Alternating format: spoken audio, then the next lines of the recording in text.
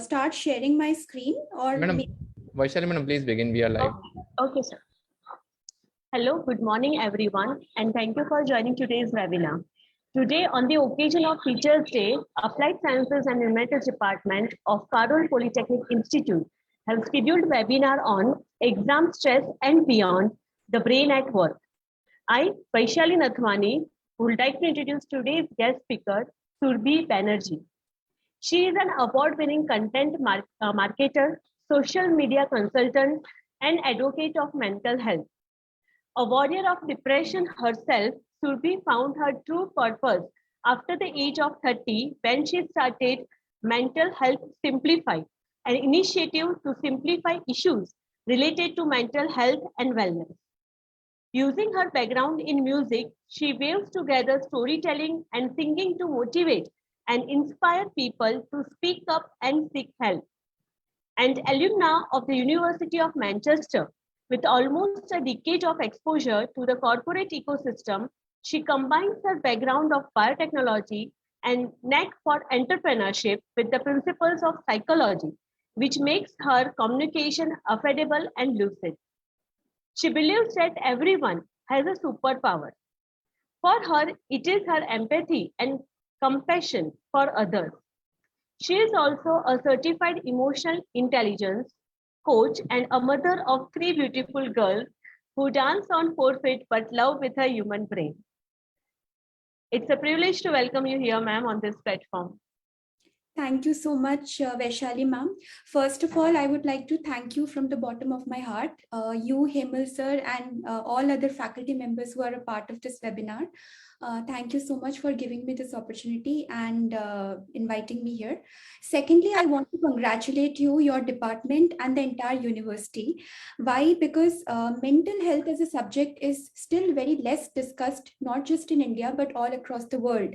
So the fact that Parul University and your esteemed department gave it that much of importance and dedicated one entire webinar to it, that in itself means a lot. So thank you so much and congratulations to the entire university for that, ma'am.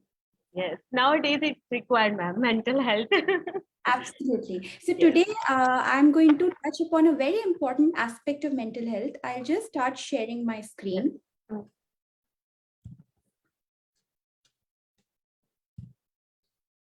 I hope my presentation is visible. Yes, ma'am, perfectly fine. Great. So before we begin, today being Teachers' Day, I would like to wish all of you a very happy Teachers' Day. And what better way to celebrate this amazing day than to remember the person whose birth anniversary is celebrated today, Dr. Sarvapalli Radhakrishnan. So I found this really nice quote from Dr. Radhakrishnan, which says, a life of joy and happiness is possible only on the basis of knowledge and science. So today, through this presentation, we will try to use the right kind of knowledge backed up by the right kind of science to simplify mental health for you all. So let us begin the presentation without much delay. So before we go into the depths of this presentation and try to understand what stress is and how it affects us and what exactly happens in the human brain that causes this, let me begin with a simple question. How are we feeling today? What is it that we are feeling at this moment? So I would like to ask a few people present over here. Vaishali ma'am, if you could tell me. Now, I understand when somebody asks us this question, how are you feeling? Sometimes it's a little difficult for us to answer in one word. But to make life simple for you, I have made this feelings chart. So you can see these are some common feelings that we all go through, experience. So you can pick one from here, or if you are feeling anything else apart from these, you can feel free to let me know how you're feeling. So could I ask you, Vaishali ma'am, how you're feeling at this moment? Yes, sure, ma'am. Right now, I am overwhelmed. Great. I hope in the positive way. Yes, absolutely, ma'am. In a positive way. Great, ma'am. And Hemal sir, would you like to tell us how you're feeling at this moment?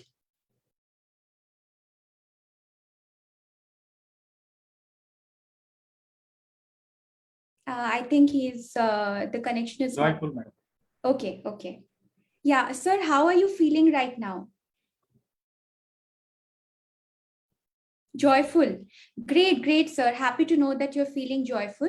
So, moving on to the next slide. Now, why we ask this question is that in order to understand any aspect of mental health, it is very important for us to understand how we are feeling at the moment, to understand and acknowledge our feelings. That's the reason why we started with this. Now, let me ask you a very important question. Are we stressed? Now, by this, I don't mean to ask you whether we are stressed at this moment or, on this day or not. But as a country, India, are we stressed? Are Indians stressed? I'm sure your answer would be yes, because most of us complain of being stressed, of feeling stressed. So the statistics themselves speak for it. So a study shows that over 70% Indians suffer from stress, some form or the other. And there are many other studies that have been conducted all across the country, which strongly suggest that Indians are suffering from high amounts of stress every single day. Now, we often say that we are feeling stressed. Oh, I'm feeling so stressed. But is stress really just a feeling? The answer is no. Stress is much more than a feeling. Stress is actually a biological response that happens within our body in response to what is happening around us in the outside environment. So, some very common examples or scenarios where we feel stressed, or as teachers or students, are one is studying for an exam, very common scenario. Whenever there is an exam coming up, we all feel stressed. First day in college, some people have a bit of social anxiety. So they feel a little bit stressed when they have to go for the first day in college, the fear of meeting new people, having to make new friends, having to speak up in a group, all of that. Preparing for a job interview, another very common scenario where a person may feel stressed. Unable to find an auto rickshaw back home, a very common scenario in Indian households. I'm sure you will agree with me. We often set a time for our kids saying that you have to be back home by 8 p.m. Now, suppose they have to be back at 8 and at 7:45 and they are unable to find an auto back home. That would also create some form of stress in their mind.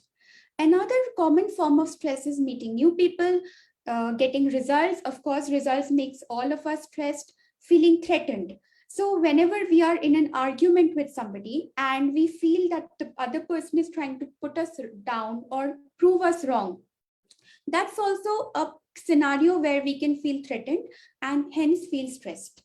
Also, another scenario which youngsters face a lot, going to propose to someone, that can also make you a little bit stressed. But can you see a pattern in this entire set of examples? There is a pattern. So the pattern says that some of these stresses are negative in nature and some of these stresses are positive in nature.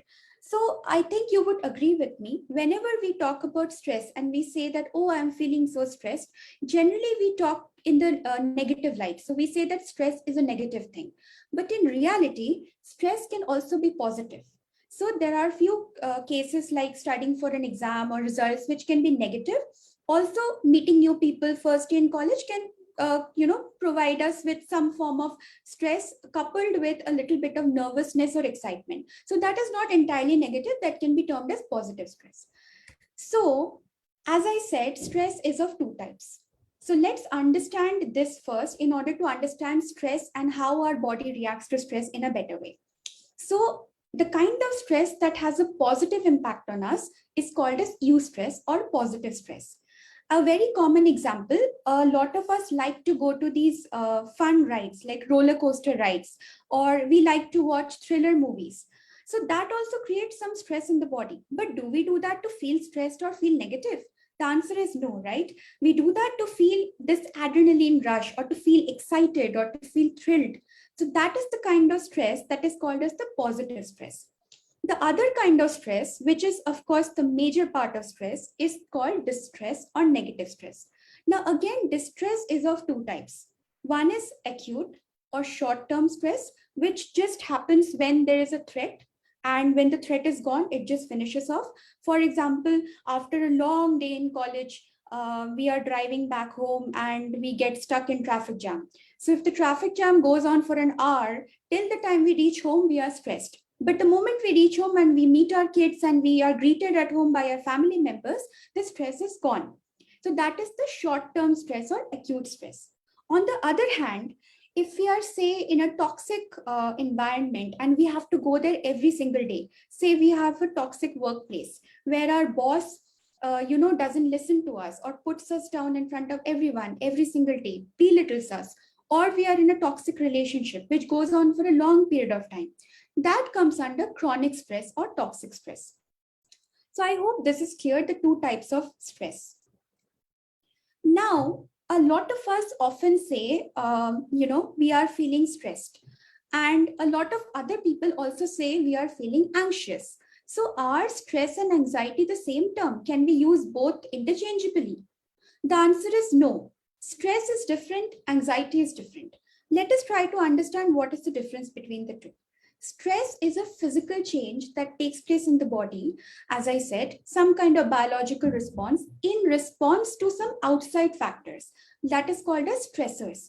For example, we didn't get an auto home or there's an exam coming up, so that gives us the stress.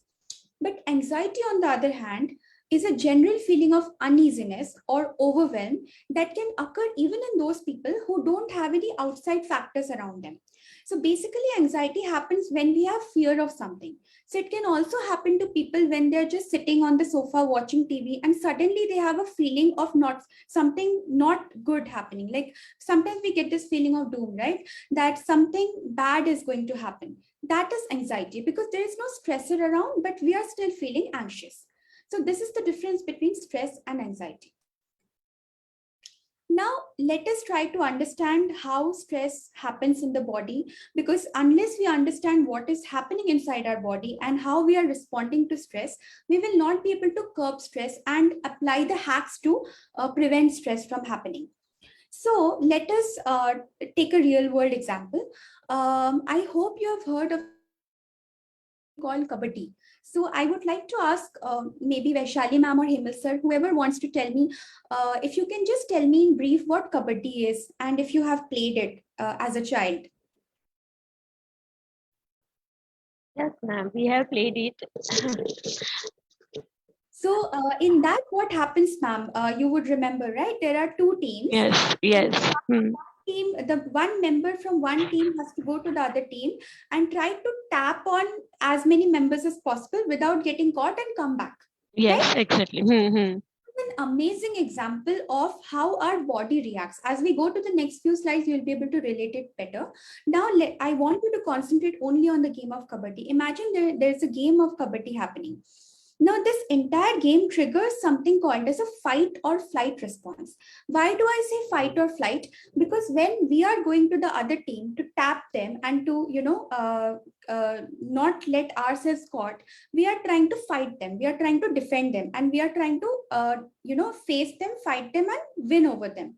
But in a case where we feel that we will get caught, what we will do, we will flight to safety. That is, we will run back to our side to safety. So it is either fighting with them or flighting. So fight or flight response. This is a very major part of what exactly happens in our body as well. Now, when this entire thing is happening in the game of Kabaddi, and we are constantly worried that we will get caught or we will have to tap them and we have to win the game, the stress hormone levels in the body go up. And this causes us and all other team members and players to be highly alert and active. So whenever we are stressed, the body acts in a way that we become naturally highly alert and active, because our brain has to, act in that moment and decide what to do, whether we want to face the opponent and fight it out, or we want to run to safety. So this is one example. Now let us try to understand this entire mechanism of fight or flight better. In order to do that, I would like to take you all a few years back. Actually, not a few thousand years back, but millions of years back, when the earth was roamed by our early ancestors, that is the early man. So in those times, there used to be mammals just like today, tigers, lions, all of those, but they were not evolved enough. So they had this elephant-like front tooth. Like you can see here, they had these teeth in front. So they were also referred to as saber-toothed mammals or saber-toothed animals. So suppose there is a scenario, you go back millions of years, and there is one of our early ancestors who has absolutely no idea how to deal with a tiger or a lion. In today's times, we often go for safaris and we have data points that, okay, अगर सामने शेर आ जाता है तो हमें क्या करना है? क्यों? क्योंकि we get to hear from our friends, family, we get to see National Geographic. So we have data points. We know, okay, at least these are the options. These are the things that we can do when the lion comes. Maybe we can take the car and flee and all of that. But in those times, they had no data points. So they had only two options. One was to fight the animal and defend themselves, or to run away to a safe place. So that is where this entire fight or flight mechanism came into play. And you won't believe it, even today, the same mechanism is deeply ingrained in human beings, and our body acts according to the same mechanism. So even if it is not a lion or a tiger or a murderer, and it is a normal stressful situation like an exam or a job interview, which is not even physical, it's completely psychological in nature, then also our body is programmed in such a way that we by default have the fight or flight mechanism. Now we will try to understand this even better in the next few slides.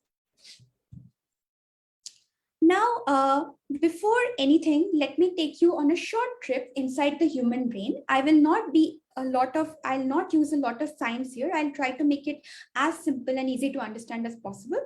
So inside the brain, I want you to see here, there are two different areas. One is the amygdala. This is the part which is responsible for perceiving any kind of fear or threat. So whenever we have fear or threat of something, the amygdala starts working. And the hypothalamus is basically the boss of the brain. What it does is, it is the command center. So whenever it gets any kind of a hint that, okay, something is happening around the body or around the person, it immediately sends signals to the entire body through the nervous system. And that is how we act. That अगर भाग जाना है तो भाग जाना है, अगर वहां पे लड़ना है तो लड़ना है, या अगर कुछ मतलब गाड़ी चला के भागना है तो गाड़ी चला के भागना है. So all of those functions are basically controlled by the hypothalamus. Hypothalamus interacts with the nervous system and guides us what to do. Now what happens is, suppose we are standing and we have a threat around us. Suppose we have somebody who doesn't look very nice and looks like he's going to kidnap us, for example. So it is a threat. So immediately the body responds by signaling the amygdala here that, okay, there is a threat. Amygdala processes this as a threat and immediately sends signals to the hypothalamus. Now, what will the hypothalamus do? The hypothalamus immediately stimulates something called as the adrenal glands, which produces adrenaline and noradrenaline. Now, I think this term is familiar to you because we often talk about adrenaline rush, right? We go on bungee jumping or we go for roller coaster rides to get an adrenaline rush. So this is exactly what is happening. So when you're going on a roller coaster and you feel, the body doesn't know, right? The body doesn't know it is for fun. The body will perceive it as a threat. So immediately the amygdala will go on giving signals to hypothalamus, and hypothalamus will lead to the generation of adrenaline and noradrenaline. This entire thing is the first step of the stress response. Also, one more interesting thing to note here is that our nervous system is of two types.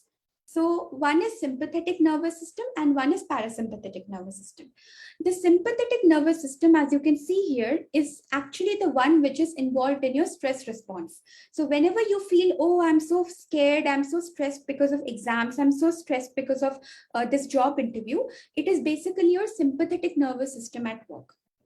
Now, whenever a chemical substance, the level goes up, so we just spoke, right? Adrenaline glands release adrenaline and noradrenaline. So whenever the level of any substance goes up, it also has to come down. But when it comes down, what happens? So as the initial surge of adrenaline comes down, the hypothalamus, now going back here, what will the hypothalamus do? The hypothalamus now activates another component of the stress response system, which is the second component. So it works in both two components. The first was adrenal glands producing adrenaline or noradrenaline, and the second one is very important, this hormone called cortisol. You would have probably heard of it in some of the articles or somewhere. So cortisol is also known as the stress hormone. This is the major hormone which, whose level goes up when you are stressed. So what is the function of cortisol? It basically keeps your body on high alert. How? By maintaining a steady supply of blood sugar. So why do we need to be on high alert when we are stressed? Because our brain needs to be clear and our thinking needs to be straight. At least we need to know what can we do to save ourselves or to face the situation. So this is the body's normal mechanism to make sure that we are able to deal with a stressful situation in a certain way. So this is how it works in the brain. I hope till now it is clear, Vaishali ma'am. Yes, ma'am. It's clear. Great. And guess what? All of this that is happening, of course, in this presentation, it may look a little complex, but all of this happens within a fraction of a few seconds. So much so that, you don't even get to know that these changes are happening. One very amazing example of this is reflex action. So we are walking on the road and we have our earphones, right? And there is a car coming at us, towards us, a speeding car, and the car probably has lost control. So they are speeding towards us. Before we even realize that the car is of a red color or, something has gone wrong, the brakes have failed, the car is, coming towards us, we immediately, our body immediately acts in a way that we jump off the path of the car unless we have our back towards the car. How does this happen? This is a reflex action which is caused by the same mechanism that we discussed, the hypothalamus and amygdala. So the entire process happens so fast, the fight or flight, that immediately the body itself will make sure that it jumps away from the path of the car. And this is the reflex action that happens.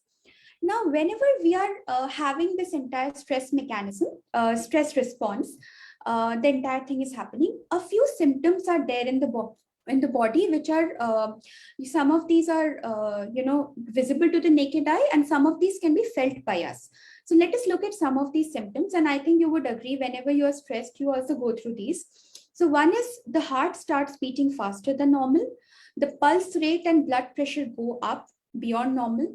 You start to breathe more rapidly. Why? Because the lungs are taking in more oxygen, so that the oxygen goes to the brain and it keeps the brain alert. Because more oxygen will go to the brain, the more alert and active your brain will be, which is an absolute requirement when you're in stress to be able to act on it.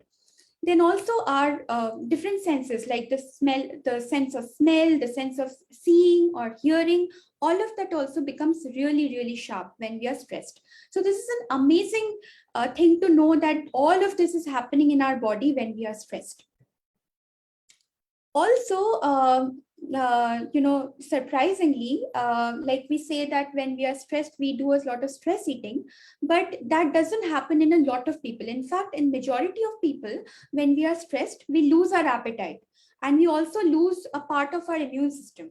So that is why they say, right, that when you are taking stress for long periods of time, you fall sick often. Why is that? Because our digestive system, our immune system all go down. So definitely stress is not a good thing. As I said, prolonged stress, if you're taking it again and again and again for months, for years, it can lead to some very complicated mental health issues like depression and other things. And we should definitely not let stress into something like anxiety or further.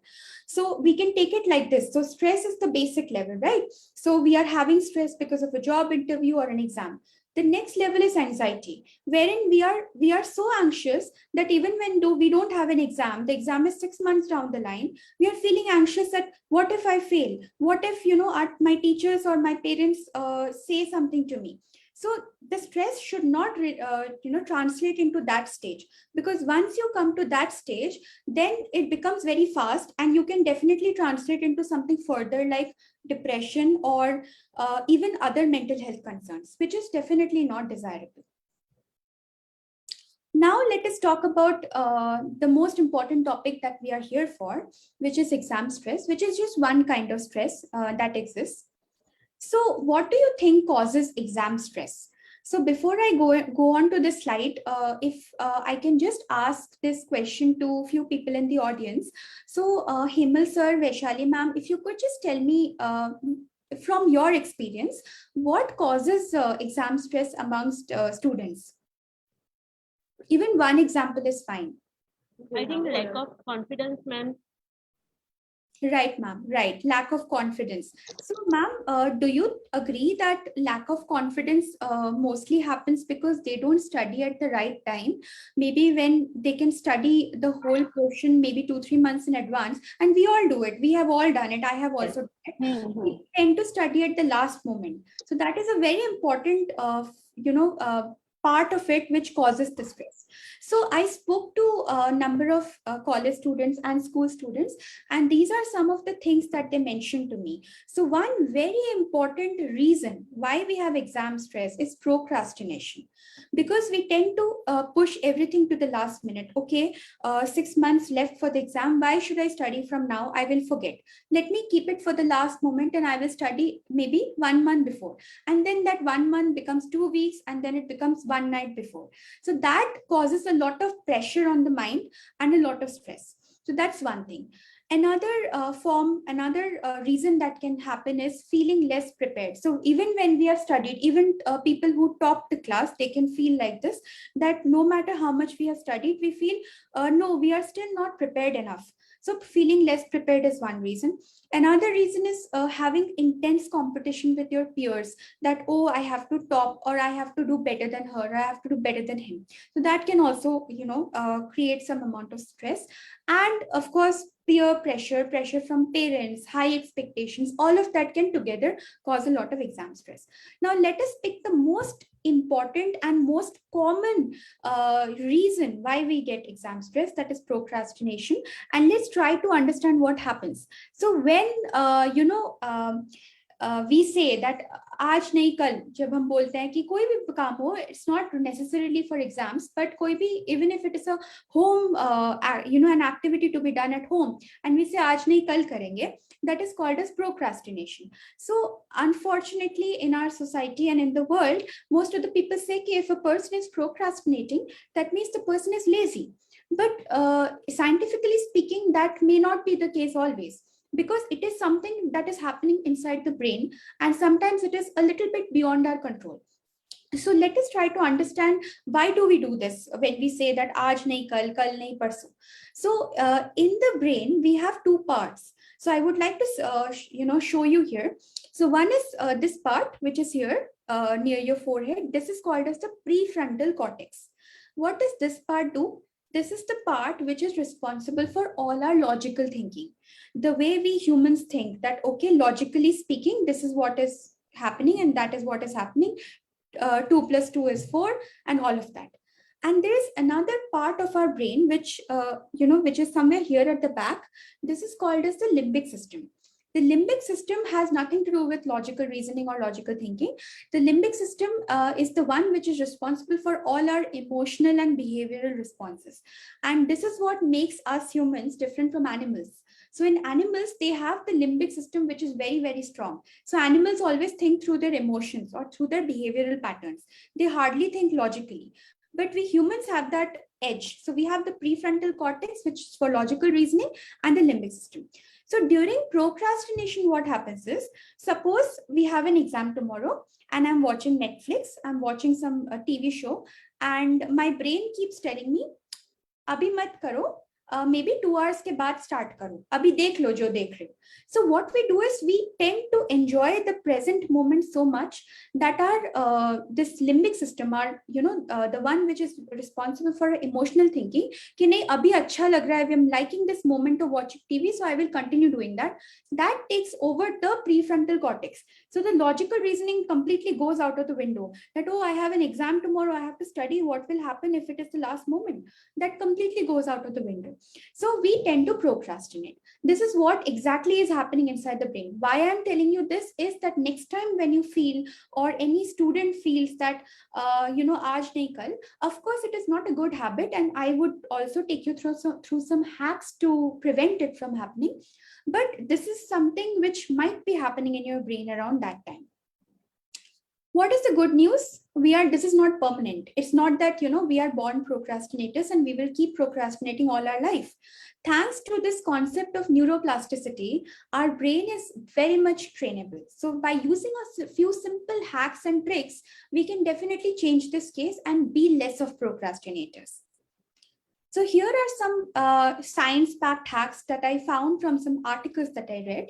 I will quickly just take you through these so that you can, make a note of it. And maybe after the presentation, I shall share this with Hemal sir or Vaishali ma'am, and you can circulate it to your students as well if they want. So the first science-backed hack that we are going to discuss is do the worst task first. So in the context of college exams, we have 5 chapters. We all know Vaishali ma'am, right? We have 5 chapters. Out of these 5 chapters, there is always 1 or 2 chapters which are our least favorite. So we tend to keep on putting it towards the end. Though this is very boring or this is very difficult, we will do it towards the end. Or even subjects, we generally do that for like in school exams, people do it for maths. Most of the times I've seen. So even in college exams, they do it for subjects. So the idea is to pick that one chapter first, which you feel is the most boring or the most difficult one. Finish it off, no matter how much time it takes. Even if it takes 5 days more than other chapters, finish it off. Because once that is done, I can't tell you the immense satisfaction that your brain feels, and it feels much lighter and more productive in doing the other chapters. So that is one hack that can be used. The second hack that can be used is create smaller chunks. Often we sit to read a chapter and there's a lot of portion, and we keep on reading, and then we keep on thinking, did I forget what I just studied? So better is to divide that chapter into smaller chunks and making a list of those chunks. For example, part 1, part 2, part 3, part 4, part 5, I make a list. Once I'm done with part 1, I put a tick mark on that list, which is visible to me. I'm done with part 2, I put a tick mark. Trust me, this has been scientifically proven that on a list, whenever you're putting a tick mark on a task and you're done with it, your brain automatically gets a feeling of reward. It feels rewarded that, oh, I'm done with these 2 portions. Now just 3 portions left. I can definitely do it. So that is one hack that you can use to when you're feeling that it's very stressful and there's a lot of portion to be covered. The third hack that can be used to prevent procrastination is the 10 minutes trick. So again, a very difficult portion is there and you're spending 5 hours on it, and you're thinking that how can I complete it? 5 ghante ho gaye, hua nahi. The reality is that actually quality time you're not spending 5 hours. Quality time you're maybe spending half an hour. Why? Because the brain's productivity is gone, because you're constantly into it and trying to study it. Better is you take 10 minutes, set a timer, and take one portion. Try to do as much as you can in those 10 minutes without any distraction, without looking outside the window, without watching the TV, without talking to anyone. Those 10 minutes of intense study doing that particular portion will definitely make you feel rewarded and will help you with the procrastination part. Another trick that you can use is work in public. Now, this is something that is completely up to you. A lot of us during exams, we are in touch with our friends and we discuss phone करके हम लोग बात करते हैं, message पे बात करते हैं कि मेरा ये पोर्शन हो गया, आपका ये पोर्शन हो गया क्या, ऐसे हम लोग कंपेयर करते हैं. So maybe you can have a word with one of your friends and tell her or him that, okay, by 5 p.m. I plan to finish chapter 2. So once you have made that announcement, your brain takes a mental note that, oh, by 5 p.m. you have to do it. So once you make that announcement, you are able to put in that productivity and do it within that span of time. And of course, this might not work with everyone, but it has worked with a lot of people. You can give it a try. Very important last point is rewarding yourself. Extremely important to prevent procrastination. Now, why do we procrastinate? We procrastinate because we have the fear of failure, that if I do it right now or chapter finish nahi hua to kya karenge, baad mein karenge. So instead of doing that, if we reward ourselves, say when we are dividing the chapter into smaller chunks and we are done with 3 chunks out of 5, so maybe we can just go for a short walk for some fresh air outside. Maybe we can go for an ice cream, and that can make us feel rewarded that, oh, I have done this, so I'm rewarding myself. So that can definitely help a lot in preventing this procrastination. Now, this was just one part of exam stress, procrastinations. There are some other hacks as well, which can be used to combat exam stress. So I will quickly take you through these. One very important hack is designate an area of studying. Now, I know that this sounds very simple and obvious, but it is not obvious for all. I have seen a lot of students studying sitting in the bed, और sitting ऐसे living room में बैठ के सोफे पे बैठ के पढ़ रहे हैं या डाइनिंग टेबल पे बैठ के पढ़ रहे हैं, but that's not the right thing to do. You must have a separate area for study of table, preferably without any gadgets. Of course, if you have to study from the laptop, I wouldn't ask you to keep it aside, but at least the phone, which can be a distraction, or any other distraction, should not be there. And make sure that the table is decluttered. There's no clutter around, because that can also create some pressure on the brain and make you less productive. So maybe an area, and preferably this area should be away from where you sleep. Why? Because obviously studying for exams comes with some amount of stress. No matter how much hacks you use, you get a little bit of nervousness. So when you're going to sleep, that nervousness or that stress should not come in the way of you getting good sleep. So preferably this should be outside of where you sleep. Some concentration exercises that have helped me personally, and that have helped a lot of people across, are these. So maybe do some small activities in the morning, like deep breathing. And I know a lot of people would have told you this, that deep breathing is important and you have heard of it, but trust me, it is an amazing thing to do. And you don't have to follow Ramdev or, go to YouTube or follow some video. It's very simple. There are a lot of apps available on the App Store these days. For example, there's Mindspace, there's Calm, lot of other apps you can find out. And I'm not trying to, be biased about any particular app, but you can find out on your own, and you can just download it. And they have these guided meditations. So 5 minutes, 2 minutes, even if you don't have 1 hour, you can just do 5 minutes of closing your eyes and deep breathing exercises that can really help you in bringing down your stress levels throughout the day, especially during exams.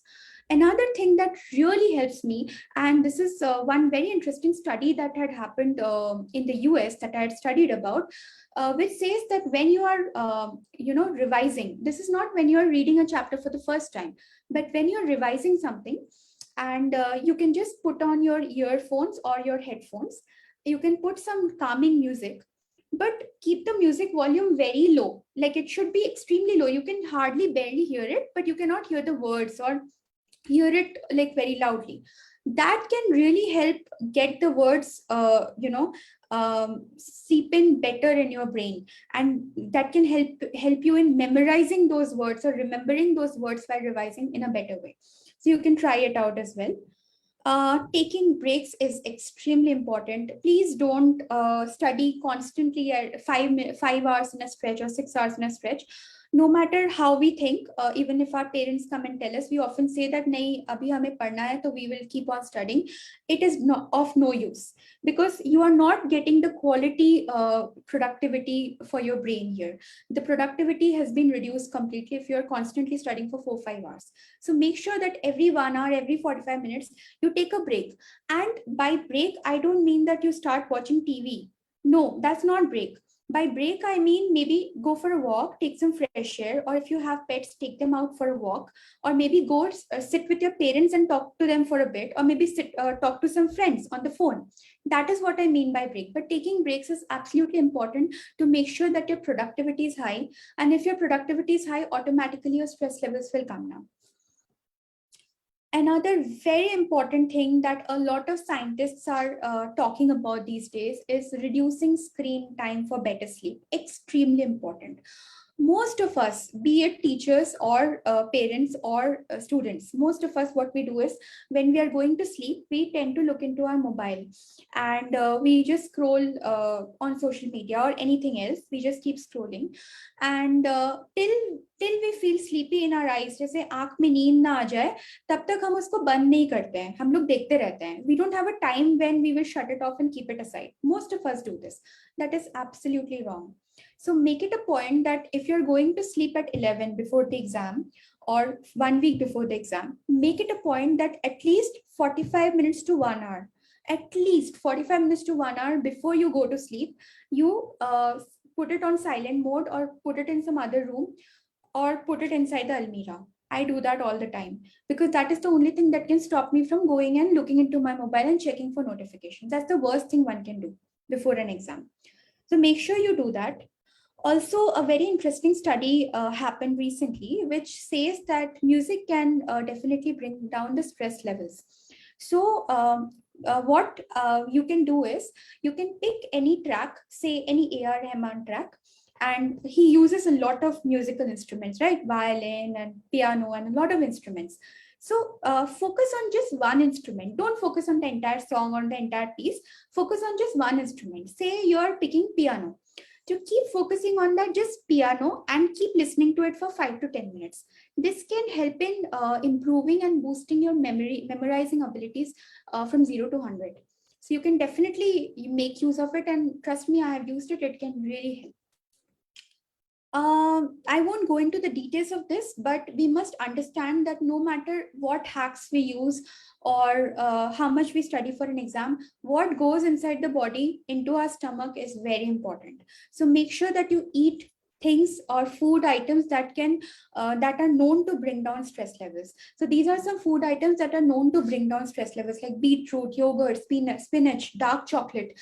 If you take these items before the exam, whatever you like, these can definitely help in keeping you more calm and bringing down stress levels.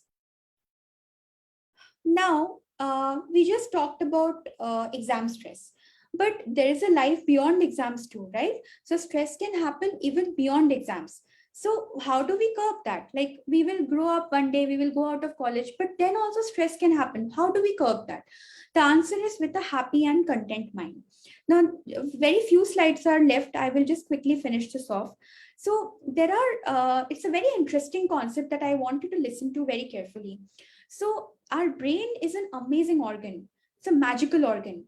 So inside the brain, there are four magical hormones or magical chemicals that are released that you can say are responsible for our entire well-being, for our entire happiness. So the way we are reacting, or whether we are happy in a moment or sad in a moment, it is all controlled by those four magic elements. So what are those elements? One is dopamine. Dopamine is also called as a reward chemical. So this may sound like a scientific word to you right here, but trust me, if you get into the depths of it and try to boost the levels of these hormones inside the brain, then there's nothing that can stop you from being happy, content, and have a stress-free mind. So dopamine is the chemical. When it is released in the brain, it basically makes us feel rewarded. So when we are getting an award, that's the feeling that we get, right? We feel rewarded, or we are getting appreciated by our teachers. So that is nothing but dopamine doing its work in the brain. So how do we naturally increase it? See, every time during exams, we can't expect our teachers to keep calling us and telling us, oh, you're amazing, you will do well, or our parents to constantly tell us. We can't do that every day, right? So how do we do some natural techniques to make sure that we keep boosting the levels of dopamine? So some of the techniques that we can use is self-care.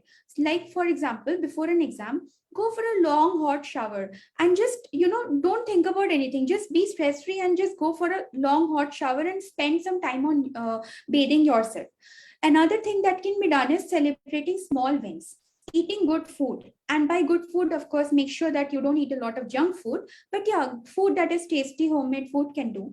Getting enough sleep and completing a task. These are some of the things. So completing a task, if you see, I had mentioned, right, in the initial few slides, that when we are dividing a very difficult chapter into smaller chunks and we're making a list, every time we put a tick mark, like the one here, it automatically boosts the level of dopamine inside the brain, and it helps us feel rewarded, and automatically it helps us feel less stressed.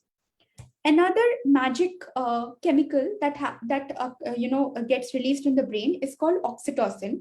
This is also called as a love hormone. Now, of course, we are humans, we are social animals.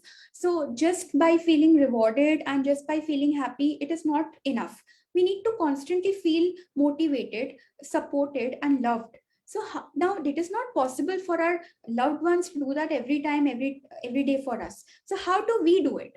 So some of the methods is, of course, when you're feeling very stressed and you want to boost the level of oxytocin, go and hug your mother, or just, pay a compliment to someone.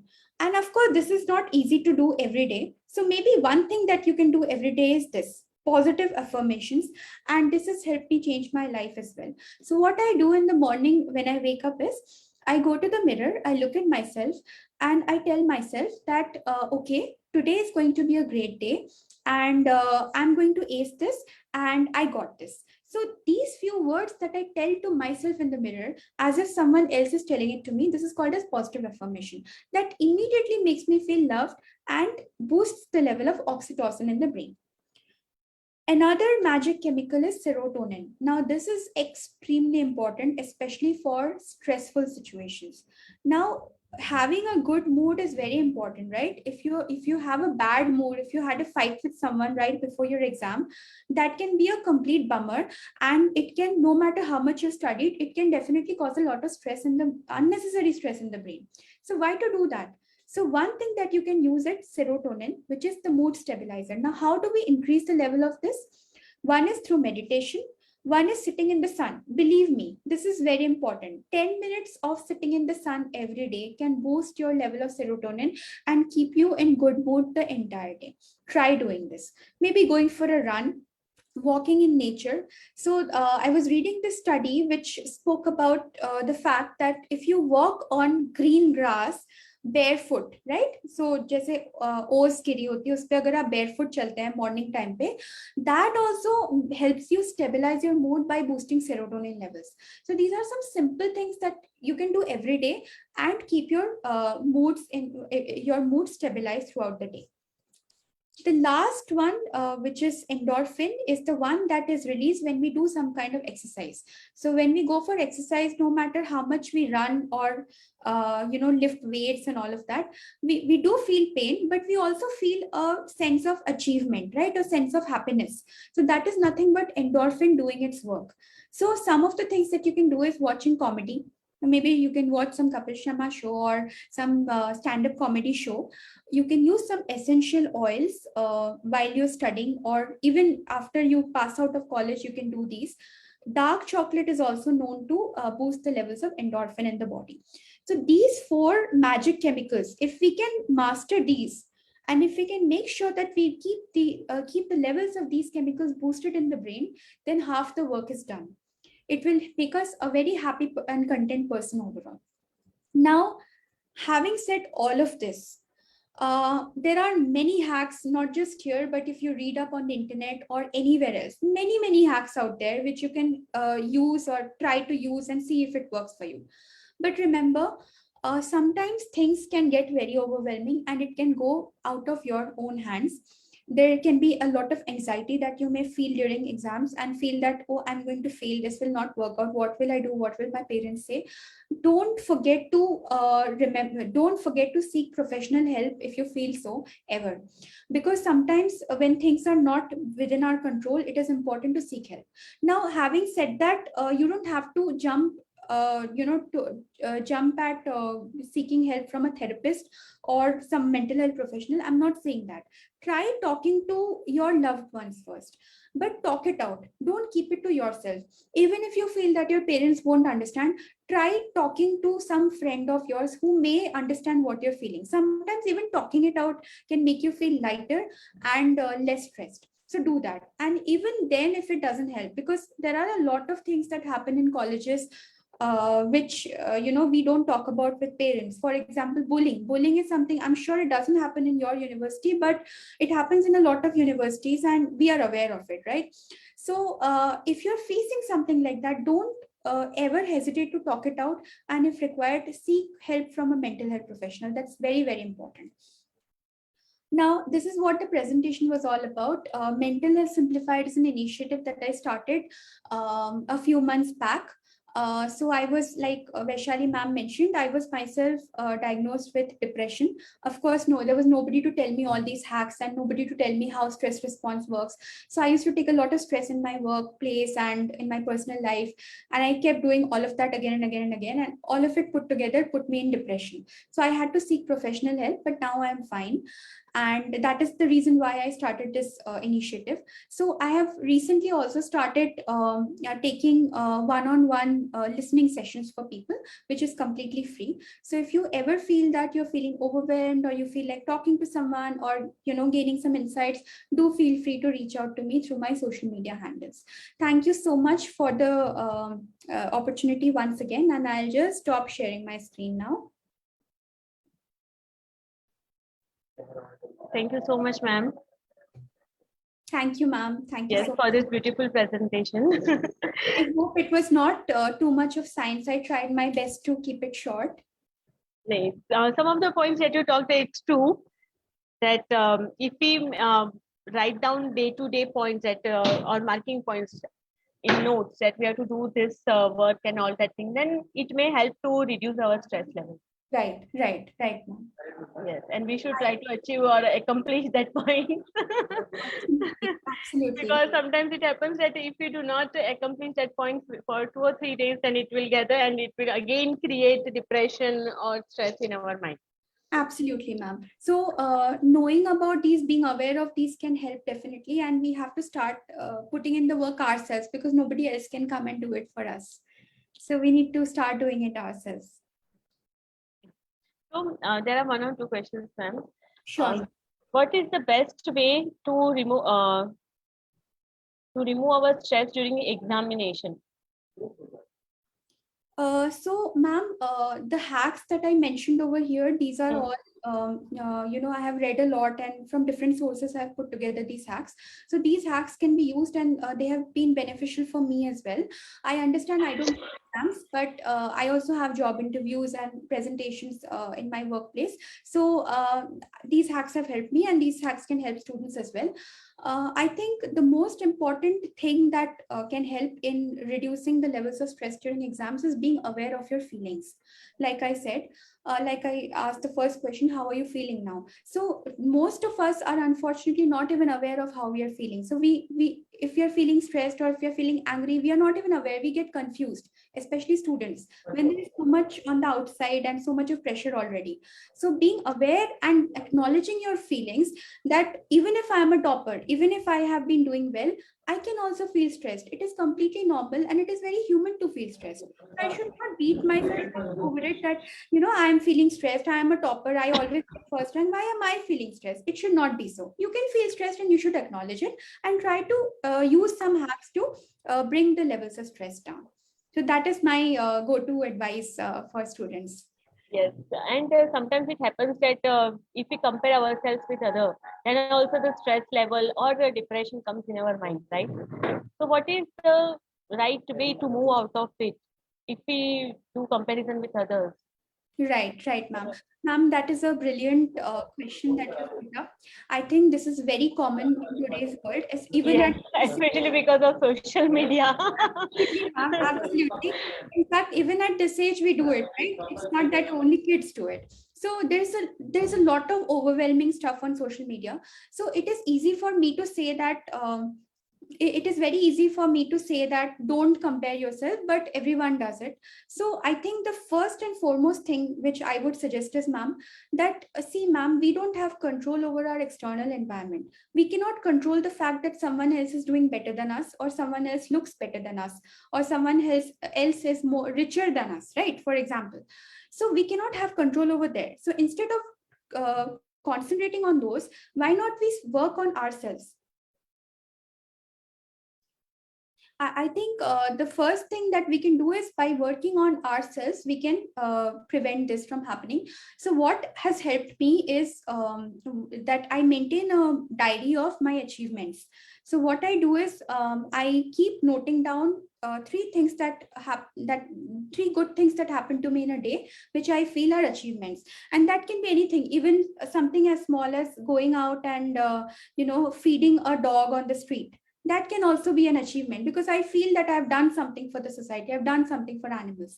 So making a note of these three things every day, that can definitely help in stopping this comparison. Because why do we compare? Because somewhere we feel that we are inferior, right? We are insecure, we are smaller than them. So instead of looking at them, which we can't change, let us boost our own self-confidence and our own self-esteem in order to make sure that we don't compare ourselves with them. That's my go-to. And another thing that has helped me is positive affirmations, as I said in the morning. As I said in the first few slides. So in the morning, going to the mirror, looking at yourself, and it might sound crazy, but I do that every day and it has helped me a lot. I wake up in the morning, I go to the mirror, look at myself, and I tell her, the person in the mirror, that today is going to be a great day, and just like every single day, you're going to give your best. So that, has a boost, because every time my parents or my teachers or my work colleagues can't come and do it for me, so I will have to do it for myself. So that is something that can be done. So self-confidence matters, right? Absolutely. Because if we have self-confidence, why would we compare ourselves with others? And another thing that I want students to know is that social media is extremely deceiving. If somebody is posting that I have done these days this kind of work and that kind of work, it's not necessary the person has done that kind of work. Yes. So don't compare. Exactly. Maybe it is fake. You never know, right? Fake, and the behind the screen, we don't know the reality. Absolutely. So I personally have heard of social media influencers who have a horrible life behind the scene, Yes, but exactly. on the screen they are the best, and they have the best life. They're going for parties, this and that. But don't compare. I mean, everyone is different, and the best thing is that we all are made unique, ma'am. We all have that one thing that God has given to us, which we must be proud of. We just have to identify that one thing. That's how और I कोई feel. बुरी चीज तो कोई social media पे लगाएगा नहीं. Everything fine. Everything is going good in their life. Absolutely. So, in fact, that is the reason why I started posting about my depression. And a lot of people said, why are you posting about this? I said, why would I not? Because people need to know this is normal. ऐसा नहीं है कि everything is, rosy in my life as well. Everyone goes through it. So it is important to be honest and, knowing your own superpower in order to not compare yourself with others. Yes, you should know your strength first. Yeah. And there are some weaknesses in every human being. There are weaknesses. Absolutely. But Ma'am, often we go for interviews and you would agree we are asked this question, right? Name 5 strengths of yours. yes. Most of us get confused because we are ours is not aware. We start thinking, "Acha kya bolu? Honesty, this that." We start answering random things. So being aware of that is most important. You get to know yourself. That's most Strength important. as well as weaknesses also. Yeah, both. You need to be realistic. Absolutely, ma'am. And weaknesses तो होती है, उसको cope up ही करना है हमें. We should not be ashamed of that thing that ये weakness है, अरे this is not a negative thing. Exactly. So using those weaknesses as your strength is the key. Yes. That's what we need to do. And of course, ma'am, it has taken me years to realize this. When I was a kid, I used to think the same, but I didn't have anyone to tell me all this. So now I want to tell people that this is not true. They're not alone. It's a very nice approach. Thank you. From your end, ma'am. Thank you so much. And yes, today that 1 hour you have given to this university surely will help our students as well as faculties, because it is not necessary that faculties does not need the peace of mind, right? Absolutely, ma'am. You have got more stress because it's not just for yourself but also for your students.